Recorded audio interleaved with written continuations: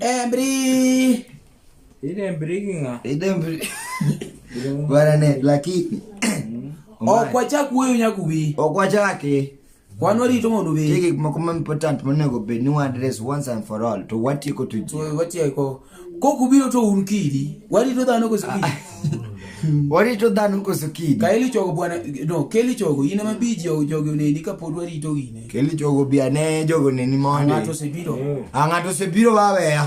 Baba keli bi. Keli bi. Jede. Mike. Ate ki man important. Mike.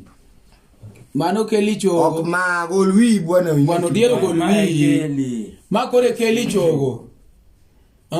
Jarawila. Keli chogo jarawila. Gona gi mosna gi vocal moro matin kan chap kapo dwari togi. Hane injini ochimoda wendo tunaywa ni banjo gi juogi. Tuno. Hani baba kaile masungo gindu makase choro mugudu yo machogo ya Hani choro kinyo madhialo gindu makise ajarawila. Bas. Iwinjo gino.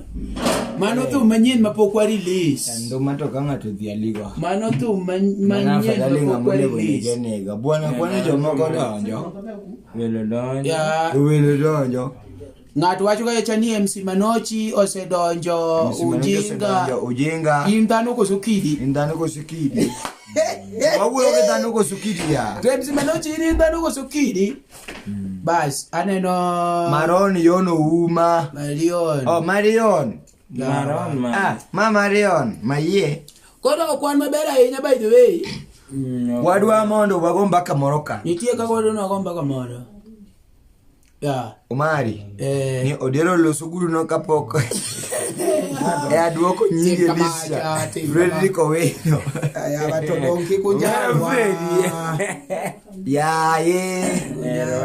Saya uru video ni mpio wada chako wada. Ya basia uru mondo waneka kwa mondo gol buge ikalam.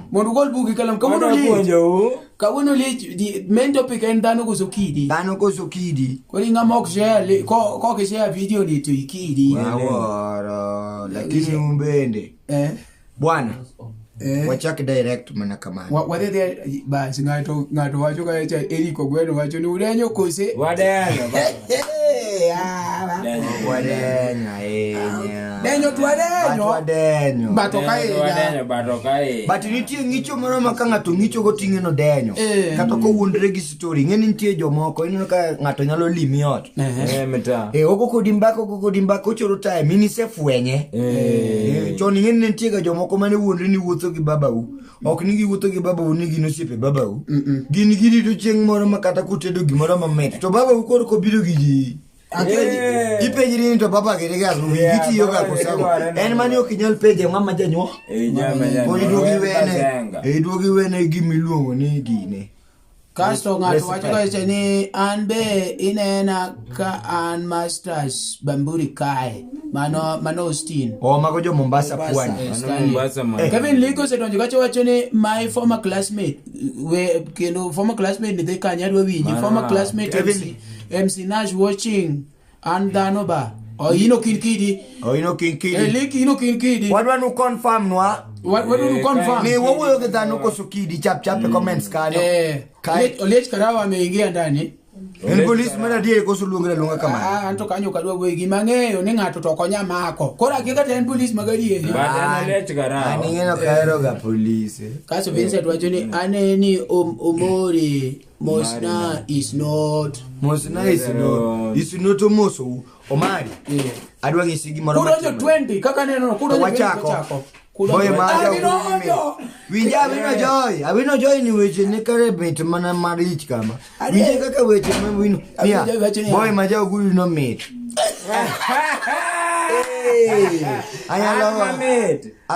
anyalo go era abo oro fe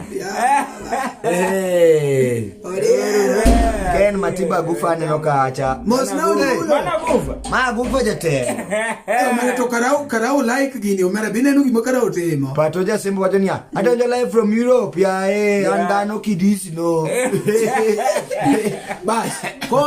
bas ati Mosna nyulo ondenja omino ondeng Yawa timoso nyunyulo Secho mwa bwana tutaki pin number chakapo kupunjwa kwa chako class. Askoro Pin chap. Kore wakati Ngini ndio chako wala kae tukakoro yetu. akora kwa wala. Set muma confirm no recommend section kanini wawuyo gidhano kusukidi. Gik mwadwa wacho gina dek kawuono odiero gomari. Gik moka dek ma very important. Mone go beniwa address. Address da donge maru ngiso jigi mo. Anto gimora mamu wacho kariye. Address en maru akro. Address en akro. Gimora address en maru gimora mamu wacho. Ngiso ji. Wadwa address en akro. Gimora mamu wacho. Iwinjo. Koro ntigi kumoko monego beniwa address. No. Onyulo, we cannot just start that way. Please, allow me to introduce these people officially. Doge. Koro, anu wuyo kodi ni, ka koro wadok in the serious matter. Aniluonga ni MC Omari Nash da Kongo de negi chake kore kubni ariyo to podi chwako strong tea. Omari chieno jamone mbele, Omari chiene mineno to mbele mangi duoge yoko. To mbele mano ne kaka tete ni maliji. Koro mano nyinga. Omari chieno jamone mbele. Chiene manone. Chiene mineno kaka ndeke. Ban mbele mimi yoko. To mbele mangi yoko. Hey. To mano jogo rido ni mane matini ni kinyo kichien kacha. To gineni, to giwe, kai to gidhigi dun dio ni mbele. Bwana mano Yani chiene mano to noma. Angeni jomoko pachi gine dwadhi mabor. Jomoko ne dwadhi mabor. Nege paro gimoro, miparo no be mana mari. Mana okin marach. No mari chieno riemo ne mbele. Mbele. Mi chiene manone. Odiemo mbele. To koro mbele mako yoko yoko. Omari yoko mbele kuyue. Mbele yoko. Ngato wacho kaje ni Omari ichako ni M-Pesa. Manase lagi ndo ni Omari ichako ni M-Pesa yuage. Oyuage. M-Pesa kuro chakriwa. M-Pesa to yuage. M-Pesa kuro chakriwa. Kamba kagimit ni imbe merenga mawie kuot. Iwinjo. Wagomba kaka. Tot mawantiere ni chuo. Tot mawantiere ni chuo. Nyaka token. Koro uoro gimoro kanyo. Orwauru kata mana lake. Kata mana advice. Orwauru kata mana. But obigi M-Pesa. Obigi namba mani 07. Wano kuwachi niyo M-Pesa. Isomo namba tinyero. 0711 92 32 74. Kasomo marach. Wasom kata githo lango. 07 Kiswahili yani. Yani mano de na jalango.